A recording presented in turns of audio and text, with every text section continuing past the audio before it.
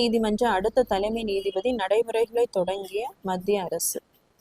So supreme கோர்ட்டினுடைய தலைமை நீதிபதி மற்றும் நீதிபதிகளின் ரிட்டையர்டு ஏஜ் பார்த்தீங்கன்னா 65. ஸோ கான்ஸ்டியூஷனில் வந்து எந்த ஆர்டிக்கிளில் சொல்லப்பட்டிருக்கு அப்படின்னா ஆர்டிக்கல் 124. அதே மாதிரி ஹைகோர்ட்டில் இருக்கக்கூடிய சீஃப் ஜஸ்டிஸ் ப்ளஸ் ஜட்ஜஸினுடைய அந்த ரிட்டையர்டு ஏஜ் பார்த்தீங்கன்னா 62. ஒரிஜினல் கான்ஸ்டியூஷனில் வந்து 60 தான் இருந்திருக்கும். ஹைகோர்ட் ஜட்ஜஸ் ப்ளஸ் சீஃப் ஜஸ்டினுடைய அந்த ரிட்டையர்டு ஏஜ் 60 தான் இருந்திருக்கும்.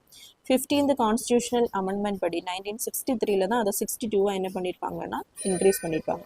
ஸோ இப்போ இருக்கக்கூடிய நம்மளுடைய 52வது சுப்ரீம் கோர்ட்டின் தலைமை நீதிபதி அவர்கள் PR கவாய். ஸோ இவருடைய அந்த ரிட்டையர்ட் ஏஜ் வந்து 65 ஆக போகுது. ஸோ அதற்காக தான் அடுத்த தலைமை நீதிபதியை வந்து தேர்ந்தெடுக்கும் அந்த நடைமுறைகளை வந்து மத்திய அரசு ஸ்டார்ட் பண்ணியிருக்காங்க. ஸோ அதன்படி மத்திய அரசில் இருக்கக்கூடிய அந்த மினிஸ்ட்ரி ஆஃப் சட்ட அமைச்சகம் வந்து நம்மளுடைய தலைமை நீதிபதி அவர்களுக்கு ஒரு கடிதத்தை வந்து எழுதுவாங்க. ஸோ அதற்கு பார்த்தீங்கன்னா நம்மளுடைய தலைமை நீதிபதி அவர்கள் அடுத்து வரக்கூடிய அந்த சுப்ரீம் கோர்ட்டின் தலைமை நீதிபதியின் மூத்த நீதிபதியின் பேரை வந்து பரிந்துரை செய்வாங்க. இது மறுபடியும் மத்திய அரசுக்கு அனுப்பப்படும். அவர்கள் அங்கீகாரத்துடன் பிரசிடென்ட் அவர்கள் என்ன பண்ணுவாங்க அப்படின்னா அடுத்து வரக்கூடிய அந்த புதிய தலைமை நீதிபதிக்கு பதவி பிரமாணம் வந்து செய்து வைப்பாங்க.